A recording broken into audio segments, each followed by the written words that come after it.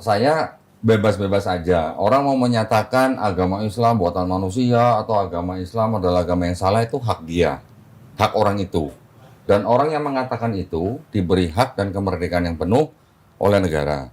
Undang-Undang 1945 pasal 29 ayat 2. Entah orang itu beragama atau tidak beragama, itu juga bukan menjadi hal buat saya, bukan jadi masalah buat saya gitu. Setiap orang berhak mengatakan itu. Cuman kalau mau diskusi, ya monggo. Mau buktikan, ya monggo gitu. Kan Mas mau membuktikan bahwa semua agama buatan manusia, termasuk Islam. Nah, saya persilakan Mas membuktikan gitu aja. Nanti siapa tahu saya ada sanggahan, kita diskusikan. Gitu. Tapi mohon maaf sebelum dilanjutkan, saya pengen tanya, Mas Dedi ini berarti sekarang agamanya apa? Atau Iya. tidak beragama? Belum berubah sih kalau di KTP. Di KTP-nya apa? Islam. Islam. Iya. Pernah menjalankan syariat Islam? Ya sering dong. Sampai umur berapa? Sampai sekarang masih Jumatan. Loh, sampai sekarang masih Jumatan? Iya. Berarti sekarang Mas Dedi sebagai Muslim? Iya, bisa dibilang Muslim, tapi ya Muslim masih. Muslim. Masih Muslim. Tapi menyatakan mau membuktikan bahwa Islam buatan manusia. Iya. Tapi ya ini. Gimana? Iya ini apa namanya? Pengen sharing lah, sharing aja, sharing. Tapi Mas Dedi sudah menjadi ateis apa belum? Enggak, percaya Tuhan tetap kita kalau kita. Percaya Tuhan. Percaya Tuhan. Beriman kepada rukun iman Islam nggak? Kalau ditanya beriman, pernah beriman. Sekarang tidak. Karena saya harus tahu dulu nih, posisi kerohaniannya Mas Dedi lawan diskusi saya nanti gimana. Jangan sampai saya berargumen tapi tidak matching gitu. Rukun iman, kayaknya udah, kalau rukun iman sama rukun Islam ya, kayaknya udah kurang. Tidak beriman. Kurang beriman. Kurang beriman. Dari 6 rukun iman yang mana yang tidak diimani? Kalau Tuhan ya Tuhan. Oke. Malaikat? Malaikat sih mungkin ada, tapi nggak tahu namanya. Ataupun Oke, tapi masih mengakui, masih beriman. Kitab-kitabnya? kitab enggak. Nabinya? Nabi enggak. Hari akhir? Akhirnya enggak. Qadar dan qadar? Kodar enggak ada. Enggak juga. Enggak. Berarti Mas cuma beriman kepada Allah SWT dan malaikatnya. Iya. Dengan 2 iman ini, apakah Mas Dedi bisa mengaku sebagai Muslim? Enggak. Terus ngapain Jumatan? Toleransi. Siapa yang minta toleransi orang ateis harus Jumatan? Apa butuh toleransi untuk Jumatan? Karena ini sih ya, karena kan masih ada. Apa karena kerja? Ya, ada toleransi lah, ini ada toleransi. Tidak perlu toleransi sebenarnya. Orang mau tidak beriman ke Islam tidak perlu Jumatan walaupun KTP-nya Islam. Tapi saya yakin Mas Jumatan karena Mas kerja di, betul? Masuk ke bukan Muslim kan itu yang aneh mungkin. Makanya Mas masih ikut Jumatan. Ya, tapi saya ingin tahu, karena saya ingin tahu makanya saya jadi tahu posisinya kerohanian Mas Dedi di mana. Kalau memang tidak mengakui 2 itu haknya Mas Dedi ya. Sekarang kalau Mas Dedi mau membuktikan bahwa Islam buatan manusia, monggo silakan. Ya sebenarnya kalau menurut saya sih teorinya gampang sih, kayak misalkan Hindu dan Buddha kan buatan manusia. Hindu dan Buddha ya. Iya, bukan samawi kan. Oke. Terus? Nah, kalau misalkan ditarik itu kan sebenarnya cuma ada 3 sebenarnya. Apa? Agama Samawi. Samawi itu kan sebenarnya cuma ada 3, Yahudi, Nasrani sama Islam. Kalau misalkan kita lihat dulu awalnya itu di Eropa itu kan, kenapa bisa orang Yahudi ini bisa mencetuskan agama Yahudi ya karena mereka sebenarnya kalau saya telaah ya, karena kalah perang, karena kan dulu Romawi menguasai Eropa.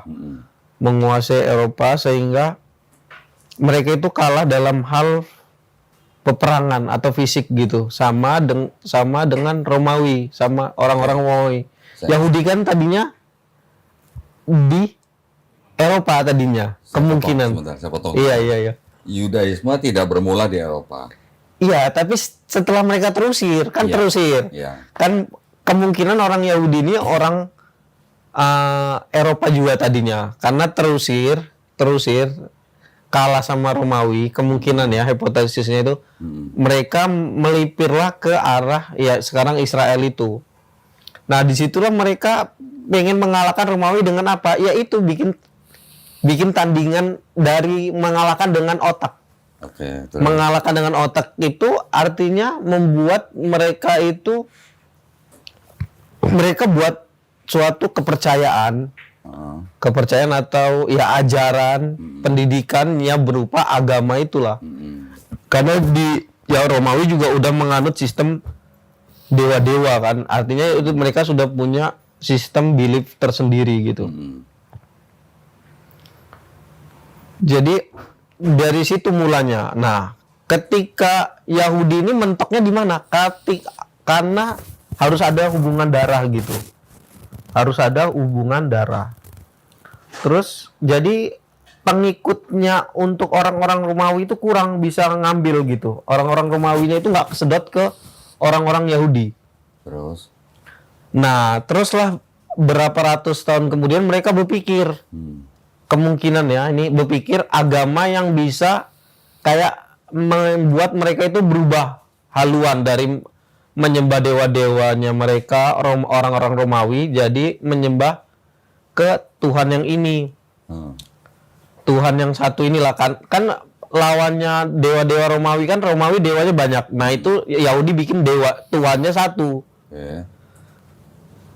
Nah, terus Nasrani di sini juga ternyata bisa diambil alih sama Romawi. Diambil alihnya dengan yaitu dibuatlah seolah-olah tiga satu atau tiga menjadi satu menjadi tiga. Jadi sama aja ya ajaran Romawi gitu. Yang Kristen. Ya, yang Kristen. Terus. Jadi agak berhasil, tapi bila dibilang berhasil juga gagal karena memang juga ajarannya belum sebagus Islam karena mereka belum menyempurnakan kan. Yahudi cendekiawan ini belum menyempurnakan. Nah, terus ya itulah Islam itulah mereka sempurnain. Mereka mengapa ngambil di daerah Arab? Karena Romawi itu tidak menguasai daerah Arab. Sedangkan kalau di Israel sendiri atau di daerah Yerusalem itu memang kekuasaan dari Romawi, jadi lebih mudah di take overnya gitu kalau misalkan ada sesuatu gitu. Kalau menurut saya begitu sih. Jadi menurut Mas Dedi, Islam juga termasuk buatan manusia. Iya. Ya, berarti kitab Qur'annya juga buatan atau karangan manusia. Iya. Yang Yahudi juga karangan manusia. Iya. Yang Kristen juga karangan manusia. Iya. Oke. Mohon maaf sebelumnya, saya mau nanya dulu, Mas Dedi ini peneliti atau bukan? Bukan kalau peneliti. Bukan. Berarti belum pernah membuat suatu tulisan gitu belum? Belum. Oke. Saya mau koreksi sedikit ya. Iya. Yang tadi Mas Dedi utarakan. Agama Yudaisme tidak bermula di Eropa. Bermulanya di Yafne. Kota Yafne. Ya, kira-kira tidak jauh lah dari Yerusalem, tidak jauh. Setelah Yahudi ini split atau terpisah menjadi Yudaisme dan juga menjadi Kristen. Ya. Ketika Bait Suci Haikal Sulaiman dirubuhkan oleh Jenderal Titus tahun 70 Masehi. Bait Suci adanya di Yerusalem. Ketika itu ada pemberontakan, Jenderal Titus merobohkan Haikal Sulaiman atau Baitul Maqdis tahun 70 Masehi, barulah terpisah menjadi Yahudi Rabbinik yang disebut dengan Yudaisme dan juga menjadi Kristen. Itu tahun 70 Masehi. Tetapi kalau praktek agamanya orang Yahudi itu sebenarnya boleh dikatakan menurut ahli-ahli Perjanjian Lama bisa dikatakan mungkin sudah 2000 tahun sebelumnya, sejak zaman Nabi Musa. Tetapi agama Yudaismenya sendiri baru terlihat jelas ketika sudah pecah di tahun 70 Masehi itu. Ya, itu adalah tahun perpecahan antara Yahudi dan Kristen. Karena apa? Karena di situ sudah mulai timbul orang-orang Yahudi juga yang sudah lama hidup pada zaman Helenistik Yunani, ya. Dari tahun 322 sebelum Masehi, Raja Alexander Agung itu kan menguasai daerah Mediterania. Ya, mereka kan sebenarnya mengincar Raja Darius Agung yang di Persia, tetapi mereka mencaploknya dengan cara sedikit demi sedikit gitu. Mesir dulu, nanti sampai Palestina, baru akhirnya mereka menguasai Persia. Sampai di Mesir dibuatin dinasti Ptolemy. Ptolemy itu nama jenderal daripada Raja Alexander Agung. Nah, setelah dari 322 sebelum Masehi itu, 332 maksud saya, itu selama ratusan tahun, hampir seperempat milenium, daerah situ hidup pada zaman Helenisme Yunani dengan budaya dan sistem kepercayaannya. Ya, ada dewa Zeus, punya anak Dewi Helen, punya anak dewa Hermes, punya anak Perseus, punya anak Hercules dan sebagainya. Anaknya kurang lebih 100. Termasuk orang-orang Yahudi yang tinggal di Alexandria Mesir, yang tinggal di Yerusalem, dan yang tinggal di daerah sekitar situ hidup di bawah budaya Helenisme.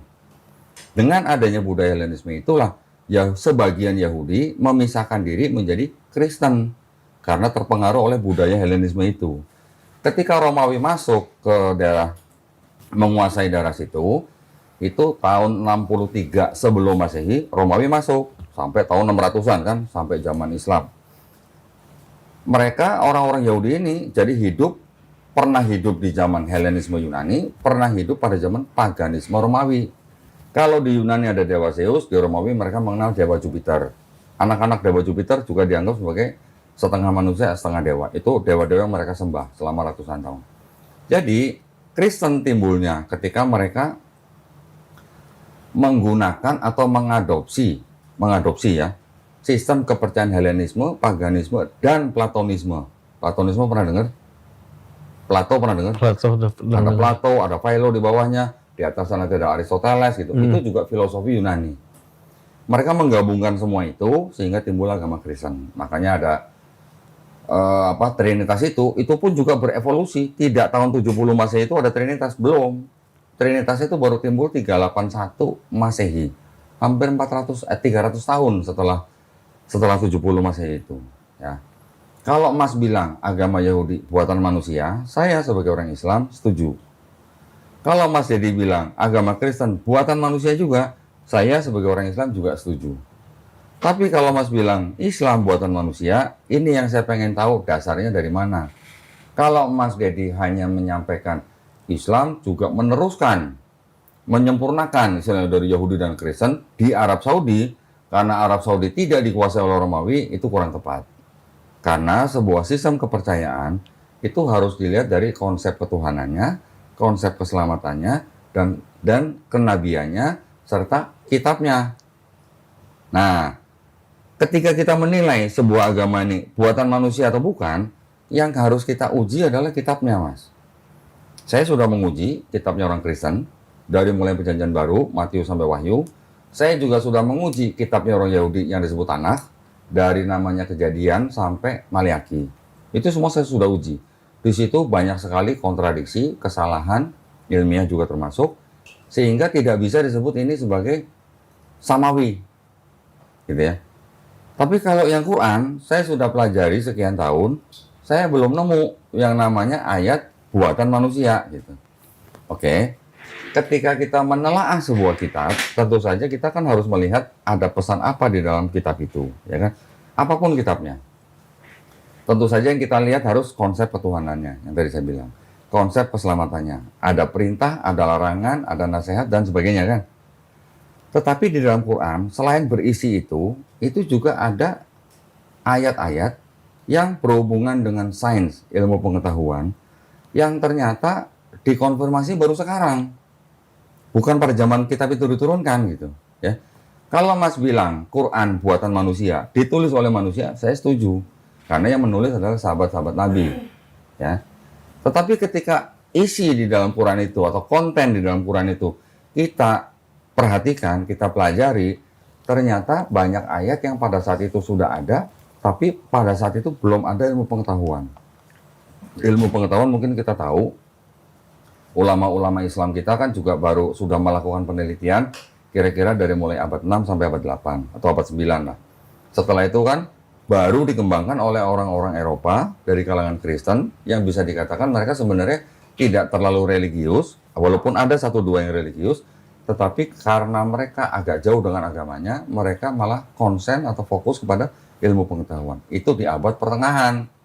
Ya, dari 1500-an ke atas lah. Kan baru itu di situ ilmu pengetahuan baru berkembang gitu. Ya, yang kita sebut dengan sebelumnya adalah Dark Age atau zaman kegelapan gitu loh. Sejak abad pertengahan itulah ilmu pengetahuan sudah mulai berkembang, yang akhirnya pada akhirnya kira-kira di abad 19 dan 20 malah banyak ilmu pengetahuan dari kalangan orang-orang Kristen itu yang mengkonfirmasi kebenaran ayat Quran. Nah, nanti kita bisa bahas ayat mana aja. Ya, sampai di sini itu sanggahan saya. Silahkan kalau Mas Didi mau sanggah lagi. Kalau ada yang saya katakan salah, tolong disanggah yang mana? Sambil ngopi, Mas. Saya ngopi dulu juga nih. Ya belief system sih. Ya. Kalau menurut saya sih. Belief system. Iya, kalau menurut saya memang iya udah mungkin udah agak susah mungkin ya kalau udah belief system. Tapi kan Kodendi kan dulu kan ini bukan Islam ya Kodendi ya. Saya dari Dulu menjelek-jelekkan Islam mungkin? Tidak. Enggak? Tidak ya? Tidak. Saya tidak anti Islam sebelum saya masuk Islam. Saya hanya menerima berita-berita bahwa Islam itu agama teroris, agama Iya kan kayak gitu kan. Itu dari media ya, bukan dari Iya. saya sendiri. Gitu. Bukan dari saya sendiri. Tapi ketika saya belajar Islam, saya tidak memperhatikan Islam itu agama teroris atau bukan. Tetapi yang saya fokus adalah kitabnya. Kitabnya ini mengandung sesuatu yang dibenarkan oleh sains. Ya, sedangkan kita sekarang hidup pada zaman sains kan. Boleh dikatakan dari abad pertengahan sampai sekarang ini kan kita zaman sains. Mas, saintis bukan? Bukan sih. Bukan. Tapi Mas kan percaya atau mengakui bahwa sains itu kan juga menjadi pegangan orang zaman sekarang. Iya, iya sih, tapi kan nggak ada, kalau di Quran itu kan nggak ada sih. Nggak ada yang terlalu mencolok sainsnya. Oke. Tidak terlalu mencolok. Tetapi ketika kita pelajari ayat-ayatnya, ternyata itu ada hubungannya dengan sains sama sekarang. Yang pada waktu itu orang tuh nggak tahu. Gitu. Contoh, ketika Nabi Muhammad SAW menerima wahyu, bahwa ada ayat kurang lebih begini, bahwa kami telah menjadikan, atau kami awalnya kami jadikan langit dan bumi itu satu, kemudian kita pisahkan keduanya. Kalimatnya begitu, tidak ada kata-kata Big Bang gitu, nggak ada. Tapi pada zaman sekarang kita tahu ada namanya Big Bang. Big Bang itu apa? Sebuah letupan besar yang ada di alam semesta, yang akhirnya membentuk alam semesta yang kita sekarang tinggalin gitu. Langit dan bumi awalnya menyatu, terus kami pisahkan keduanya. Itu apa kalau bukan Big Bang maksud saya? Tapi kan kalau Big Bang kan dari kekosongan. Betul. Ya sama, langit dan bumi kemudian kita jadikan satu, kemudian kita pisahkan keduanya. Situ mau bilang itu kekosongan, situ mau bilang itu adalah energi yang meletup. Monggo silakan dengan istilah zaman sekarang. Tapi pada zaman itu, teori itu sudah ada. Sedangkan pada zaman sekarang, kapan teori Big Bang itu muncul? Baru 50 tahun yang lalu. Tapi luas loh maknanya itu. Oke. Langit, Silakan. langit dan bumi dipisahkan itu luas sih kalau menurut saya. Bukan belum berarti kemungkinan mungkin ada, mungkin bukan Big Bang mungkin gitu yang Apa dimaksud. kira-kira? Coba Ya nggak jawab. tahu langit dan bumi dipisahkan kan cuman kata-katanya kan. Iya, ya sekarang Yang selain Big Bang, Mas Dedi punya istilah apa? Silakan bikin tulisan. Ini bukan Big Bang, ini adalah ini gitu misalnya. Silakan.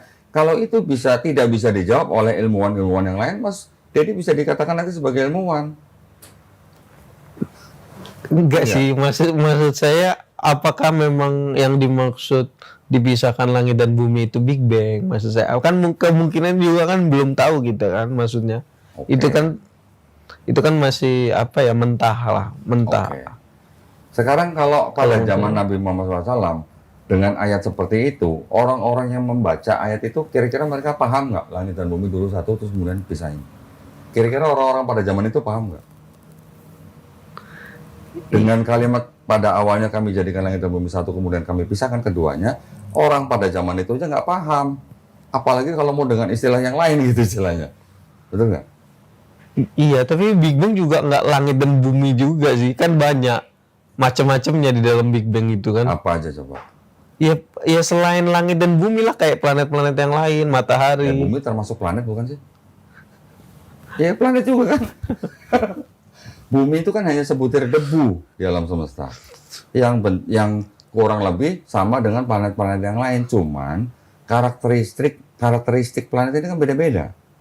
Bumi adalah sebuah debu luar angkasa yang ternyata punya karakteristik yang bisa ditinggali oleh manusia.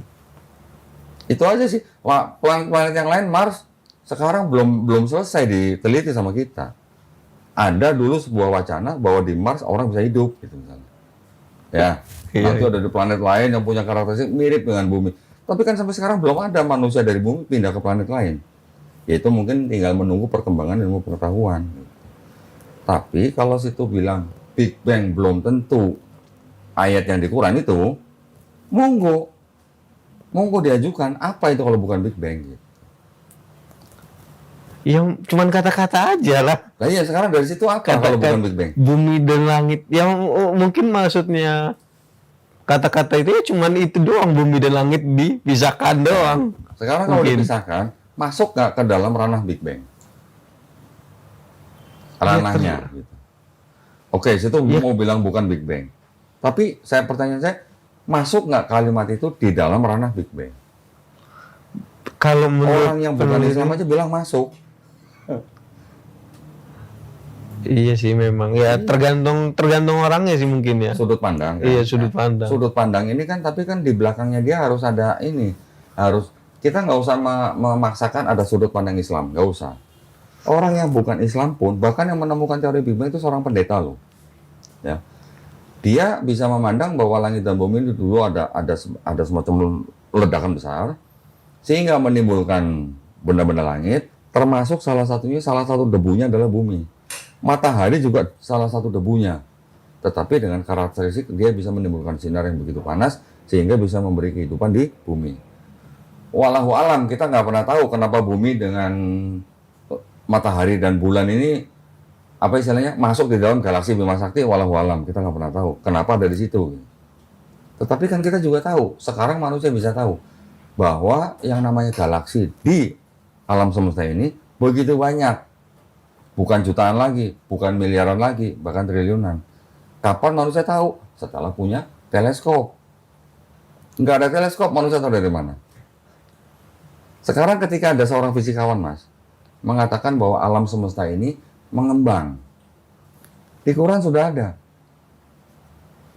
Di Quran sudah ada, kami yang menjadikan dan kami yang meluaskan. Itu kira-kira karangan manusia atau bukan gitu loh. Alam semesta ini meluas atau mengembang. Dikonfirmasi kira-kira baru 50 tahun yang lalu sama astronomi. Bahkan seorang Stephen Hawking aja ngomong begitu. Tapi kan kalau di sains kan manusia kan bukan dari Adam, dari kera. Hah? Iya dong. Nggak semua ilmuwan percaya dengan teori Darwin, Mas. Karena Iya teori sih. Darwin itu ada kelemahannya, ada titik putusnya, ada missing point-nya teori Darwin. Tidak semua ilmuwan percaya dengan teori Darwin. Itu masih teori, belum hukum. Teori Darwin atau hukum Darwin? Teori. Masih teori kan, belum jadi hukum. Jadi jangan berpatokan dari situ.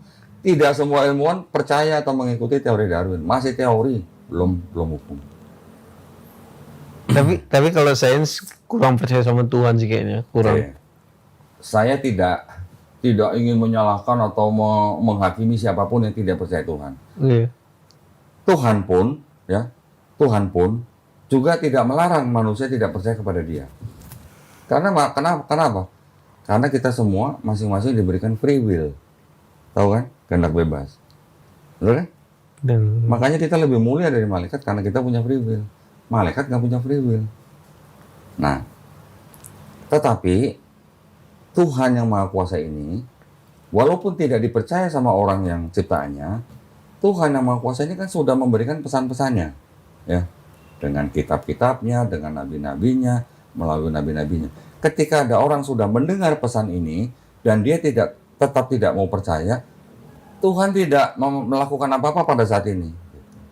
Tapi nanti, sekarang saya punya gini, Mas, punya apa ya namanya, analogi perbandingan resiko.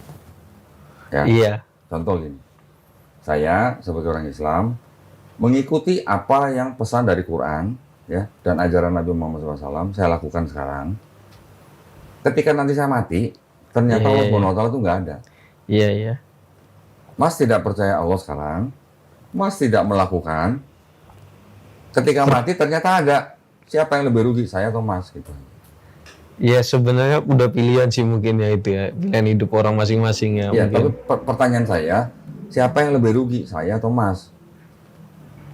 Hmm, Ketika saya mati, Tuhan nggak ada, saya ruginya apa? Nggak kalau rugi. saya juga percaya kalau Tuhan ada percaya. Oh, percaya? Oh percaya. Tadi barusan belum bilang Tuhan tidak ada. Tuhan ada kalau Tuhan. Tuhan ada. Tuhan ada. Yang tidak percaya tadi apanya? Yang kan dua tadi udah diyakini rukun. Tuhan dan malaikat. Iya malaikat. Tuhannya percaya ada. Ada percaya kalau Tuhan ada percaya. Oke. Sekarang kalau Mas percaya ada Tuhan, kalau Mas percaya ini ada Tuhan nih, Mas mau ngikutin nggak perintah yang Tuhan itu? Gitu. Nah itu yang masih pertanyaan sih saya. Kalau menurut saya pertanyaan itu yang masih pertanyaan masih apakah Tuhan memang memberikan perintah? Nah itu. Nah, cara berpikirnya jadi begini, Mas. Kan tadi saya bilang, ketika kita menguji sebuah agama, yang kita uji kan harus kitabnya. Ketika di dalam kitabnya ada ayat-ayat, bahkan kurang lebih ada 1000 ayat, yang 80%-nya sudah teruji oleh ilmu sains zaman sekarang, berarti kan kita bisa menganggap bahwa kitab itu tidak mungkin karangan seorang manusia. Ya, jadi kita harus tahu timeline juga nih, Mas. Anggaplah Quran diturunkan tahun 610 Masehi. Ya. Ilmuwan Islam belajar tentang sains kira-kira abad 7, 8, 9 Masehi. Ilmu pengetahuan yang sekarang kita bisa nikmati berkembang mulai abad pertengahan, abad 16 sampai sekarang. Ketika ada sebuah kitab di sini, dikonfirmasi oleh ilmu pengetahuan yang di sini, apakah ini kira-kira karangan manusia? Gitu aja. Simpelnya. Ya karena bahasanya itu sih, bahasanya terlalu luas sih, bahasa Quran itu belum Terlalu detail. luas. Iya, apa nggak detail. Kalau kalau ilmu itu kan biasanya detail. Ilmu sains kan lebih detail dia biasanya. Nah itu kalau kalau ini apa ya tanggapan saya sih Oke, sekarang kalau Mas bilang nggak detail, kurang. justru yang di dalam Quran itu yang menyuruh kita untuk menggunakan akal pikiran kita. Di dalam Quran ratusan ayat, Mas, Iya. yang bertanya kepada kita, apakah kamu tidak berpikir? Apakah kamu tidak mengingat? Justru itu ayat-ayat yang mengajak kita untuk menggunakan akal pikiran kita. Bagaimana mungkin di sebuah zaman ada sains yang sudah menjadi hukum, ternyata sudah disebutkan di dalam sebuah kitab 1500 dari sekarang. Berarti ini tidak mungkin karena tidak ada ilmuwan pada zaman itu yang sudah menemukan hal-hal seperti itu. Contoh ginilah paling gampang. Mas percaya kalau kita makin ke atas, kita makin susah bernapas? Percaya. Percaya. Kalau di Quran dinyatakan dada seseorang itu akan sesak dan sempit seperti mendaki langit. Kira-kira abad ke-7 Masehi ini. Ya Kira-kira itu karangan siapa? Karangan manusia? ya karena atau bukan? kan dia udah pernah naik gunung orang pada saat itu. Oke. Naik gunung itu kok dadanya semakin susah bernapas Oke. gitu. Pernah Jadi ba- udah tahu. Pernah baca Nabi Muhammad SAW naik gunung berapa meter? Ya kan mungkin ada orang lain selain dia yang naik gunung. Oke. Dia taunya dari orang lain itu. Oh, tahu dari orang lain. Mas Iya. taunya dia tahu dari orang lain dari mana? Kalau bukan dari hadis. Iya kan mungkin ada yang nggak diceritain di ini kan, nggak diceritain di dalam hadis kan, karena ya itu kan balik lagi ke teori konspirasi kan. Konspirasi apa nih? Ya itu itu kan teori konspirasinya. Kalau misalkan itu ciptaan manusia ya kan, semua agama kan belum tentu kan. Hmm. Yang orang yakini ini kan kebanyakan kan itu ciptaan Tuhan Oke. gitu. Saya juga awalnya berpikir seperti itu. Tapi ketika saya tahu di dalam Islam ada Quran, ada hadis sahih, berarti kita harus berpatokan kepada dua ini. Ketika kita tidak bisa membuktikan Nabi Muhammad SAW diberitahu oleh orang yang pernah naik gunung yang sangat tinggi, jangan kita klaim, maksud saya. Kita Yang harus nggak ada buktinya dulu. Nggak diklaim Nabi sih. Muhammad SAW tahu dari mana, gitu. Karena setahu saya Nabi Muhammad SAW tidak pernah keluar area Arab Saudi, ya. Dia tidak pernah ke Selat Gibraltar. Dia tidak pernah ke gunung Mount Everest. Kira-kira manusia akan susah bernapas di ketinggian berapa, Mas? Saya juga nggak naik gunung tapi pasti kerasa sih, pasti susah. Karena kan semakin ini kerasa pasti. Iya. Gunung apa yang paling tinggi di Arab Saudi? Kita harus cari tahu. Sekarang zaman Google kan gampang, tinggal klik aja. Gunung apa yang paling tinggi di Arab Saudi? Ya nggak ada. Makanya, Jadi dari mana Nabi Muhammad SAW tahu kalau semakin tinggi manusia naik ke atas, mendaki langit,